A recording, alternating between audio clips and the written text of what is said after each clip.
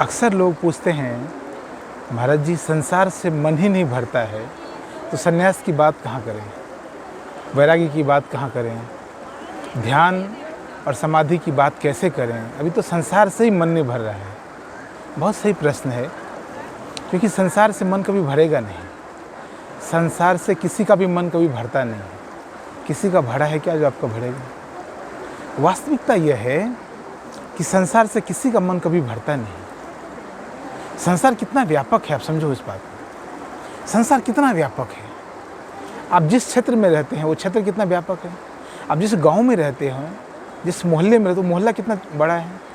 सोचिए उससे कितने बड़े बड़े मोहल्ले हैं देश के अंदर, कितने बड़े बड़े राज्य हैं, जिले हैं, बड़ी बड़ी इकाइयाँ हैं, व्यक्तियों की, संस्थाओं की, ज़मीन की बड़ी बड़ी इकाइयाँ हैं।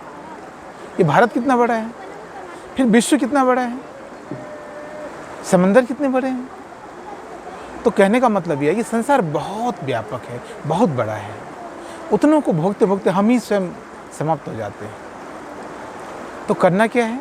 करना यह है कि भीतर भी जाना है। जितना संभव है, जितना आवश्यक है, या कि जितना अनिवार्य है, उतना तो संसार बाहर भोगना है।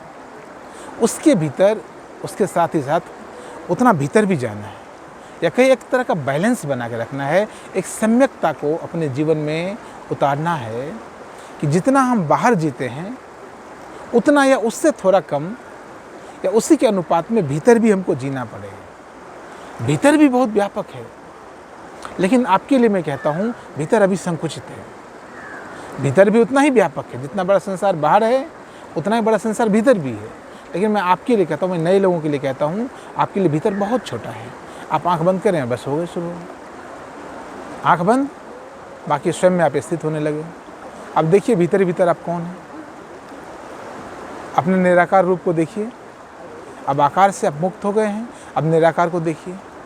इससे संसार को भोगने की जो बात है वो आपको समझ में आने लग जाएगी। इससे आप जो अंतर आकाश है उसके सभी रूपों को आप नहीं समझ पाएंगे, सभी आयाम को नहीं जानेंगे, लेकिन हाँ अपने एक आयाम को आप जानने लग जाएंगे।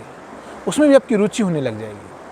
अपने भीतर के एक आयाम को जानते ही आपको स्वयं में रुचि होने लग जाएगा। जब आपको स्वयं में रुचि आने लग जाएगा, स्वयं में रुचि होने लग जाएगा, जब आप स्वयं में आनंदित होने लग जाएंगे, तब आपको लगेगा कि बाहर सब कुछ जो है वो सब आनंद का क्षण नहीं है। सुख तो है, दुख तो है, लेकिन आनंद नहीं है बाहर की चीज़ों में। आनंद भीतर है। इसलिए साधु संत इशारों में कहते हैं कि आप भीतर की ओर मुड़ो। मैं आपको कहता हूँ कि बाहर संसार बहुत भोग लिया, बाहर संसार को और ज़्यादा भोगने के चक्कर में मत पड़ो, नहीं भोग पाओगे। संसार बहुत बड़ा है। ये नदियाँ, ये पहाड़ अनंत हैं, अनंत हैं, बहुत बड़ा है। कितना भोग पाओगे, कितना चल पाओगे? थक जाओगे, गिर जाओगे, मर जाओगे। यही तो हो रहा है, सब मर रहे हैं, सब गिर रहे हैं, सब थक रहे हैं। भीतर जैसे आप जाने लगेंगे, अपने आप से आपका दर्शन होने लग जाएगा, स्वयं के साथ साक्षात्कार होने लग जाएगा, स्वयं से मिलने लग जाएंगे, स्वयं से मिलकर आनंद उत्पन्न होगा, स्वयं से मिलके एक अलग प्रकार के देखने का ढंग आपके भीतर पैदा होगा, एक अलग प्रकार की अनुभूति आपके भीतर पैदा होगी। उस अनुभूति से जब आप बाहर आएंगे तो बाहर का संसार भी आपको लगेगा कि हाँ यह, इसका भी एक राज है।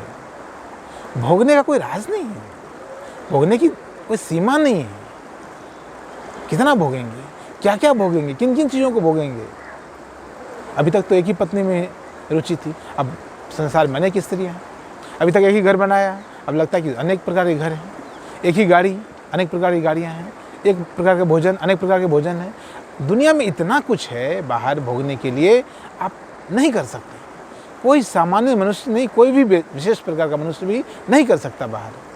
हमारे संतों ने, हमारे ऋषियों ने, देवी देवताओं ने आँख बंद क्यों की?